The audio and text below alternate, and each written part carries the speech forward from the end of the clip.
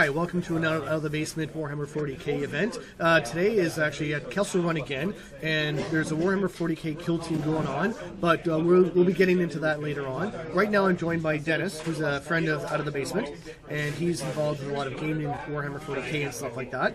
So, Dennis, introduce yourself. Hey everybody, I'm Dennis. I've got a YouTube channel called No Crumbs, where I'll be doing tactical reviews for Chaos Space Marine stuff mostly. I might branch into other armies, but I'm a hardcore Chaos player, so that's probably where I'm going to stick for a long time. I want to probably try to get through the whole Codex, and then after I'm done that, and I'm done all the list building stuff, then I'm probably going to have to go into another army after that. And have you enjoyed the 8th edition?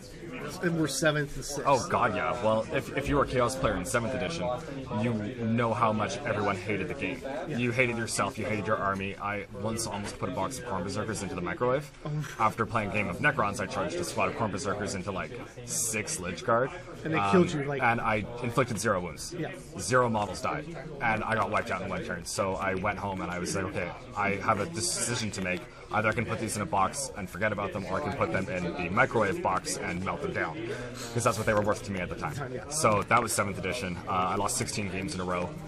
Every single game, my Demon Prince was killed turn 1 from one silly reason or another. The first like 5 or 6 times it was my fault for sticking him out, but then after that I figured out how to not stick him out. And it was still being... And every time. Yeah. So now in 8th edition, I find them actually to be really competitive. I'm playing against really hard like Raven Guard, Space Wolves, Eldar, Tau. Well, Tau aren't super right now, but they're still okay. They got a lot of firepower. Yeah, they haven't had their Codex come out yet, right? No, the Tau book is not out now, yet. Did the Codex make a big difference for you as the Alpha, like you Alpha Legion mostly, right? Yeah, Alpha Legion, and I was doing Iron Warriors with World Eaters, and now it looks like I'm just doing Alpha Legion, although I'm considering taking a detachment of Iron Warriors again. Yeah. Did the Codex make a big difference for the playing and the tactics and stuff like that? You mean versus the Index? Yeah. The Index wasn't bad. Actually, the Index has stuff in it that's not in the Chaos Codex that I totally forgot about until about a week ago. Now, and also, correct me if I'm wrong, but you can use, if it doesn't specifically say in the Codex you can't use it, anything from the Index is allowed. Right? That's right. And if there's... Like, it's sort of stocks, they say. Like, if there's an entry in the Index and an entry in the Codex, but they're different, then you're going to pick one or the other and use the points value in that book. Oh, okay. And you let the people know that... But you get the choice. Yes. You can say, okay, I want this or I want that. Yeah, the indexes are still totally valid. Okay. And except for if there are stipulations saying, like, you can't do this, this, and that anymore. But for the most part, they're really interchangeable. And I'm finding that you actually kind of should absolutely be using both. Because what's in the Index that's not in the Codex is a lot of characters. Particularly Chaos Lords and Sorcerers on Bites and Steeds of Slanesh, Nurgle, Khorne. And what that does is that it solves a huge problem that Chaos has sometimes, which is that all your characters are toughness 4, which totally sucks. And the Sorcerers are 4 wounds, Lords are 5 wounds. But when you put them on a bike, they're toughness 5 wounds 6. Makes a difference. Or you could do Steed of Slanesh. I find that sometimes my characters can't quite output enough damage. Now, the Codex is, sorry, just... is the Codex for Chaos Marines themselves, or is it like for the Alpha Legion, for the Iron Warriors? For... Well, the Chaos Codex, I imagine, is set up just like the Space Marine hardcover book is. So you've got all of the unit entries, and then you have the Legion traits. Yeah. The Index had an entry where it's like, okay, this is 1,000 suns, this is what you can take for them, and then 6 pages of the squad's 4,000 suns. But the Codex isn't like that. It just has all the entries and then the Legion traits. And then you just logically apply the Legion traits to stuff. So you're not involved in the kill team, though? No, for today's kill team event, I didn't do it because I don't know that I can commit to kill team stuff right now because it's going to be like weekly or bi-weekly, and I'm going to be starting a new job really soon. So I don't want to start another commitment right now. I already come in and play like twice a week anyway, so... Well, Kessler Run's pretty handy for you because you live nearby. Now, you did it last year, though. The kill team, did you do it last year? I did the Escalation League and the narrative campaign and something else. Okay. Now, for I'm hoping to get the narrative campaign going by February, March, beginning of March at the latest. There's a lot of work. Did you say the beginning of March? Yeah. Okay. Yeah. Well, by then I should know what my schedule is. I do want to be on the narrative campaign. That's what there's gonna be. I've been working out with Joe and stuff like that, and then it's basically a one planet. There's so many factions that'll be there. Yep. Each faction can have teams though, so you can play with someone else who's also Chaos Legion. Yep. But because it's narrative, you'll have different scenarios or different mission tactics objectives than someone else would. And that's why I'm working with Joe on that. So that's what I'm hoping for. I really want to do that because I'm really focused on the tactics and whatnot. Because if I'm not, I can't play against really competitive players like Joe. Yeah. So like if I'm not always looking at objective, always thinking about like where can I score, how can I use this objective, how can I make your objectives harder to get, then I can't really compete. So the narrative campaign, the way you're describing it right now, is appealing to me. One of the things though in there is there'll be secret objectives that the other player won't know to start with. So there'll be one like if it's. So we both have a secret objective? You might. Oh. Because it's basically like because the Imperial will be the Space Marines. Their job is, let's say, to have to broadcast a signal or stop someone. Okay. If they get wiped out, but do that, they get a victory. They still score. They still score, right? Because they succeeded. They don't care if they lose everything. Their job is not to kill you guys, but to accomplish this goal. Yeah. Just like that's what all of the Black Crusades are actually. Yes. All 13 of the Black Crusades. When you look at the battles and the events around them, none of them were meant to destroy Terra, except for of course the first one that Horus did, the Horus Heresy. But all of the Black Crusades. They're just like let's go in, mess up these like 12 systems, and then get the hell out before the Imperium comes in and crushes us. And they're just doing that over and over again, weekend this, weekend that, and like Siege is probably really involved in it. And long term also, because Abaddon's looking at the long term goal in that. So, and that's interesting because like but when you're 10,000 years old, you start looking ahead. Yes, in that. And like I said, the fluff, I've always enjoyed the fluff. Not always, because originally it was a lot fluffier and sillier. But since 3rd and 5th, when they started consolidating and making things, okay, this is the canon, and this isn't the canon. Yeah. It's No, Pat. Everything is canon. Not everything is true. That's okay. Sorry, right. And that I've enjoyed because now they streamlined it, and I know some people feel like because they got rid of before the 2 legions, the 2nd and the 19th, were available for players to make up their own. Yes. They got rid of that now. And because now it's like they don't exist according to the Games Workshop canon for. They're not officially open anymore. Yes. So whatever you do is just a successor chapter that you've made up now instead of the proper legions. Sort of me was like, but I like the idea of we get up in the legions, but I understand where they're coming from because now they've got a lot of the battles they've set up geared towards stuff that they're coming out with books later on. Yeah. So like there's a whole bunch of games that went on in 7th edition that led up to stuff that took place in the 8th. Yeah. And that I found interesting. It's like, okay, you can actually help write part of the Games Workshop history if you're in the big ones, which unfortunately I don't think anyone here has. I actually prefer that they locked you out of that because you might have really great ideas, I might have really great ideas, but by Games Workshop saying, okay, we're going to close this down, you cannot do this anymore, that kind of shows me that they have a plan for it versus before they didn't have a plan for it. So that means that one day we might get to find out who those 2 legions actually are if they're restricting you out of doing it. And do you read any of the books, the Horus Heresy books in that? I've read some of them, yeah. I've read like The Thousand Suns. I sat down and I listened to the whole audiobook over like 2 or 3 days. It's like a 3-part book. Because the one is interesting. Well, yeah, because it takes Space Wolves are in there as well. Yes. And what's interesting Which is pretty sweet. The confrontation between Magnus and what's his name? Lupus? Lehman Russ? Yeah. Was pretty sweet. It was. Well, what I like interesting is because now that they've obviously they have a plan for how they're going to end. There's been over 45 books, and I know some people are like 45 books. Holy crap! But, well, if you read Forgotten Realms, if you're a D&D player, then 45 books, like okay, well that's going to take me about a year and a half. Yeah, and I like it because there's rumors that Russ has always been the Emperor's executioner. Yep. Like he is the one that he'll get things done and won't question it. If I have to kill another Space Marine Legion, he'll do it. Yeah. And that's where interesting is like they don't specifically say that the 2nd Legion and the 19th were wiped out by him. Yes, they do. But they also they not by Lehman Russ, but that they were deliberately wiped out. Deliberately wiped out, yes. But there's also some that say that the Ultramarines sucked up, absorbed the remainder, and stuff like that. And that, I know Games Workshop has it. We'll eventually discuss that, but I like that as well. It's like, okay, so it's not true. So if you're running a game or a campaign, you could sort of use those elements in there if you want to, and that's why I like it's closed, but they're still open for some of the stuff if you want to do it. Yeah, I liked one theory. I think it was by Warhammer 40k Theories YouTube channel. He had done a video about one of the two Primarchs being Sigmar. Oh, okay. And he called him the Mad Primarch.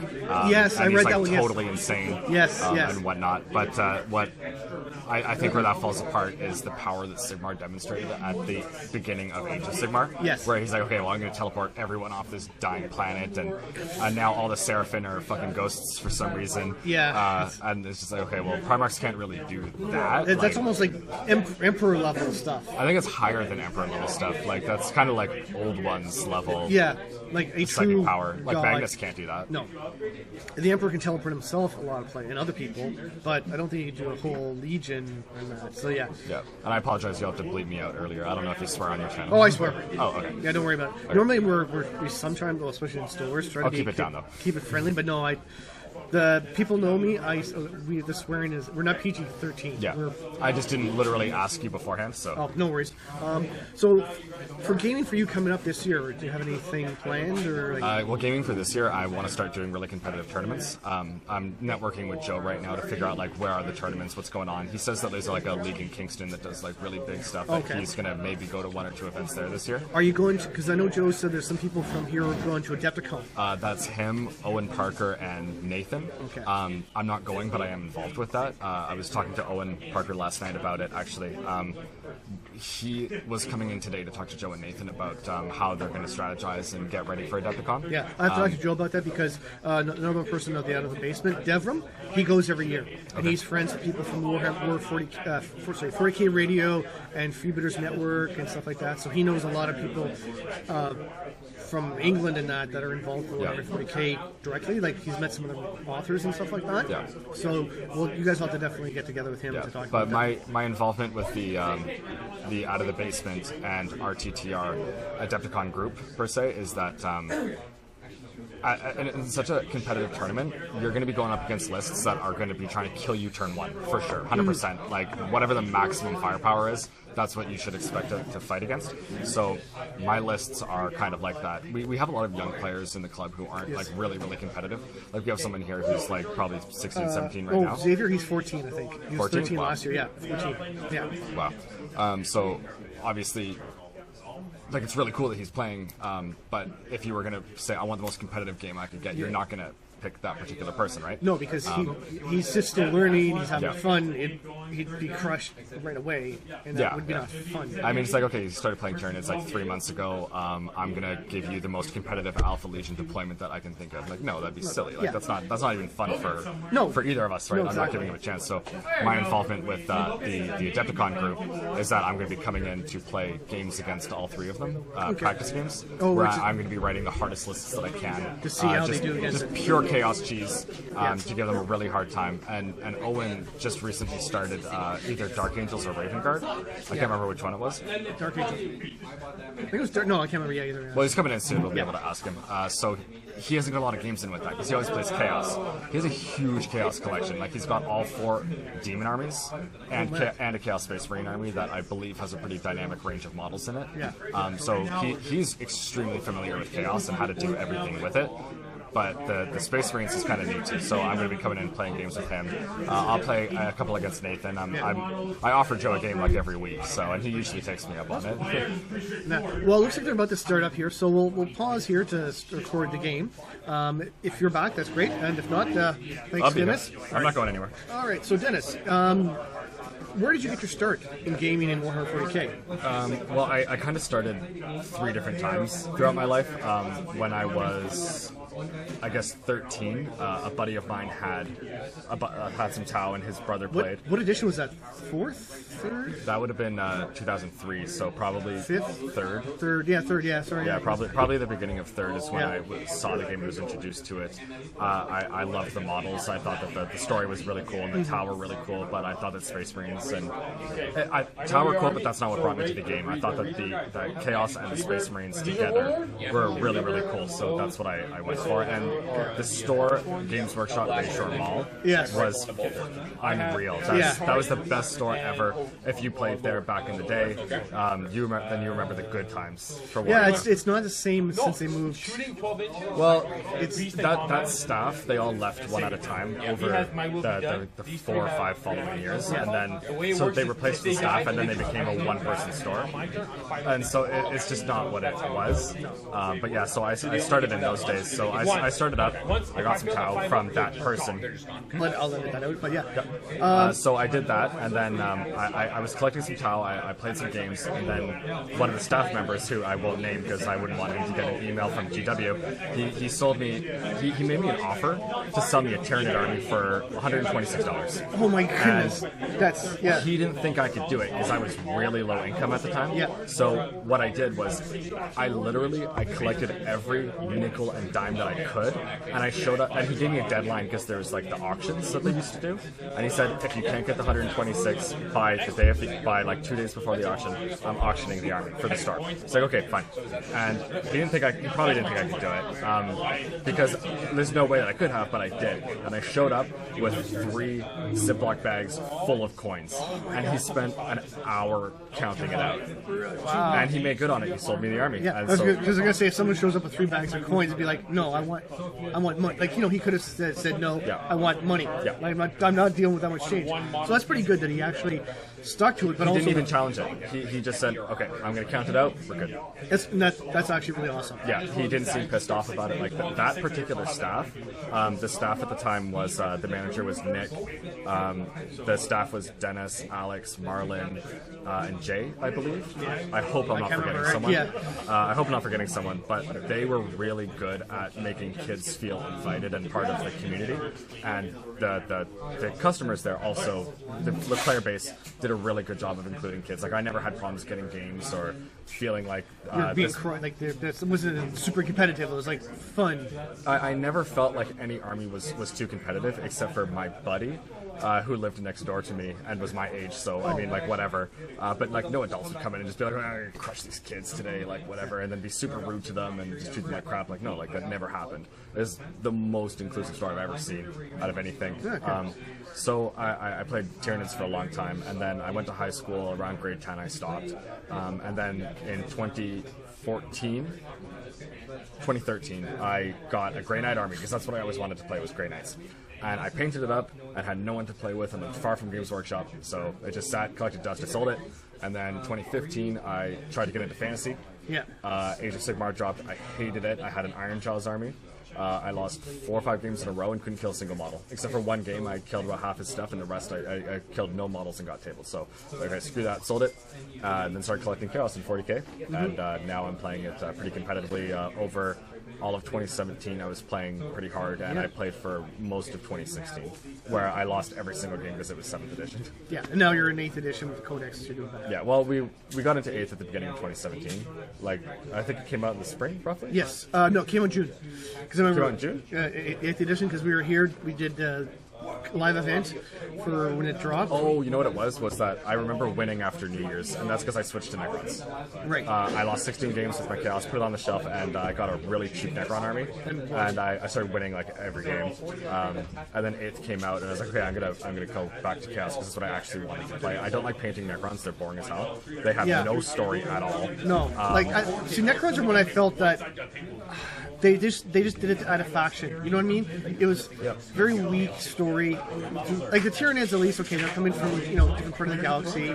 The event, in the end, they're going to win because the galaxy's going to die to them in the end. Well, what they were doing was they wanted to pull the Terminator audience and people who like Egypt stuff. Yes, that's what they were doing. That's what it was. Right? But I found it. Yeah, it's pretty weak. It's like more just we need a new faction, something different. And then all of a sudden, like, oh yeah, they've been asleep for millions of years, and they have has so much potential though, and they don't use them. There's only one Necron character that they use, which is it's not Imitek the Stormlord, it's Anrikir the Traveler, I think. Yes, yeah. He's the only one that they're using. Like he might have this lovely trophy called the Primarch Vulcan sitting in a box. But the thing is, like, as an army, now. they're pretty kick-ass. Like, well, I don't know about under 8th, but under 7th they were pretty kick-ass. Under 7th they were really good. Their formations were good. Reanimation was still good. Yeah. I think that they're actually going to be better in 8th edition once the Codex comes out, because when the Codex comes out, everything's going to go down in points a little bit probably. Yeah. Like the destroyers, all the heavy weapons are way too much points. Like destroyers are what, like 65 points each. That's a lot. Something silly like that, and their armor 3 wounds with a last cannon. But oh god no! Like I could take, for the price of 2 destroyers, I pretty much could take a squad of Havocs with 4 las cannons. This is 165. Yeah. They don't have any stratagems, stuff like that, and the points are a little bit too high. So when the Codex comes out, I think that they're going to be really good. I'm going to get back into playing them by probably the end of the fall. Yeah. I'm going to be like, okay, I need something else to play. Yeah. So I'm looking at my Necrons, Imperial Fists, or now today they announced the Adeptus Custodes. Yes, that'll be interesting. If they make the decision to decide, if Games Workshop decides that Rogel Dorn is hiding as an Adeptus Custodes, and they return him to the story as an Adeptus Custodes model, I will play Adeptus Custodes without a second thought. I will sell my Necrons immediately, come straight here and order one of everything. Alright, well, And I'll go buy the not Betrayal of Calth. What set was it that had the Custodes in it? Birdie and the Crossbow. Yeah, the one that nobody bought. Yeah. Because it was Chaos, which hardly anyone plays, and Custodes, which nobody plays. So, Well, I have the Horus Heresy board game. Yeah. With that one, Burning the Prospero, I bought that. Okay, cool. And just because it's a quick play game, Yeah. I don't need big armies or anything, so I like it. Oh, you actually play it as it is? Yes. Yeah. Cool. Yeah. So, all right. Well, I think that's it for us there, Dennis. If that's all right. Unless you have anything to add. Well, we were possibly going to be doing the lore that you wanted to do for Alpha Legion. That's later. That's later? Okay, that's another thing. Okay. Yeah, that'll be something separate. Cool. That's coming up. Okay. All right. Thank you very much.